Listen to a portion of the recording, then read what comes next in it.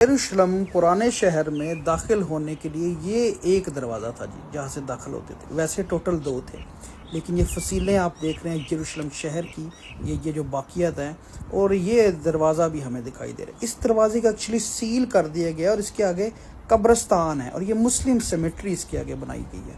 اور یہ اس کی وجہ ہے خاص طور پہ بنانے کی، کیونکہ یہ دروازہ جو ہے اس کے لیے پروفیسیز بھی ہیں، اور اس کے لیے بعض پروفیسیز پوری بھی ہو چکی ہیں. اچھا، اس دروازے کا نام جو ہے اس کو کہا جاتا ہے گولڈن گیٹ بھی، مرسی گیٹ بھی، مشرقی دروازہ، ایسٹرن گیٹ کے نام سے یہ بہت مشہور ہے. اور یہ یروشلم میں جو زیتون کا پہاڑ ہے اس کے سامنے ہے، یعنی کہ زیتون کے پہاڑ سے یہ اس کو مشرقی رخ کو ہے، اور اسی ہی لیے یہ جو ہے نا ہیکل کو سیدھا جاتا تھا، اور یہاں سے لوگ انٹر ہوتے تھے. اچھا، اب اس دروازے سے یہودیوں کا یہ ماننا ہے کہ جو مسیحا ہے ان کے مسیحا نے اس دروازے سے انٹر ہونا ہے، جبکہ مسلمان جو ہیں وہ یہ کہتے ہیں کہ وہ جھوٹا مسیح ہوگا، ٹھیک ہے، اور اس لیے انہوں نے اس کے آگے قبرستان بھی بنا دیا تاکہ وہ جو مسیحا آنے والا ہے وہ یہاں سے انٹر ہی نہ ہو سکے. ٹھیک ہے جی، کیونکہ شریعت کے مطابق جو یہ مردوں کو نہیں چھو سکتے، ناپاک ہو سکتے ہیں، تو مسیحا ناپاک ہو جائے گا، وہ انٹر نہ ہو.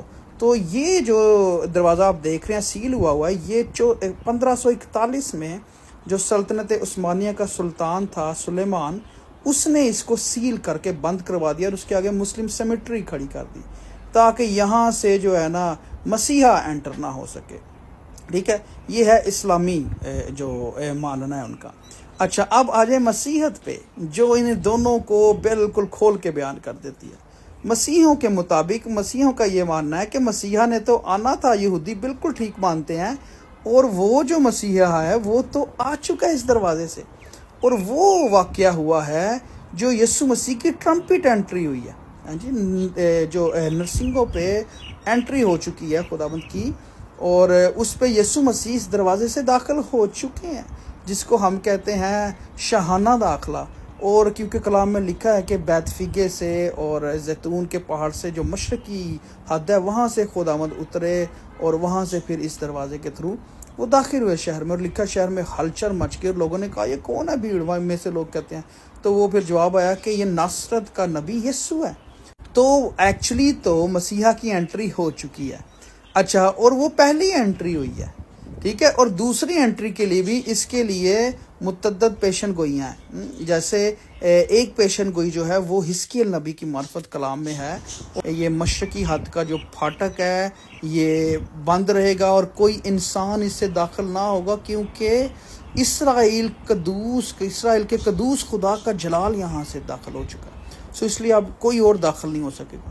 اور شاید اسی لیے سلیمان نے، سلطان سلیمان میگنیفیشنٹ کے نام سے جو مشہور ہے، اس نے پھر اس کو سیل بھی کروا دیا. So this might be the connected prophecy to that. لیکن یہ بات پکی ہے کہ خداوند نے آنا ہے، اور اسی دروازے سے، اسی سرحد سے، مشرقی سائڈ سے خداوند نے داخل ہونا ہے، جیسے پہلے داخل ہو چکے ہیں. اور اس کی پیشن گوئی زکریا نبی کی کتاب میں ہے، 14ویں باب میں لکھا ہے کہ اس روز جو ہے نا خداوند جو ہے وہ کوہ زیتون پہ اترے گا، اور جس کا رخ جو مشرق کی طرف ہے، اور وہاں سے جو کیا ہوگا اس کا پیر جو ہے کوہ زیتون پہ ٹکرائے گا، اور کوہ زیتون جو ہے وہ پھٹ کر 2 ٹکڑوں میں ہو جائے گا، آدھا حصہ شمال میں، آدھا جنوب کو سرک جائے گا. اور یہ پروفیسی مسیحوں کا یہی ماننا ہے کہ یہ دوسری آمد ہے خداوند کی، جب ایز اے ججمنٹ خداوند نے آنا ہے. ایمین. تو اس دروازے کے لیے میرے بہنوں بھائیوں بڑی پیشن گوئی ہمیں پتہ ہونا چاہیے.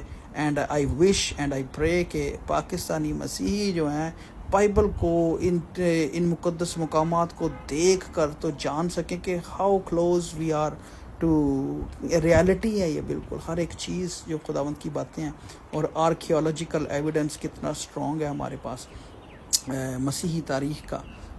So God bless you. خداوند آپ سب کو اس ویڈیو کے وسیلے سے بہت برکت بخشیں. ذیشان انیل کو اجازت دیجیے. God bless.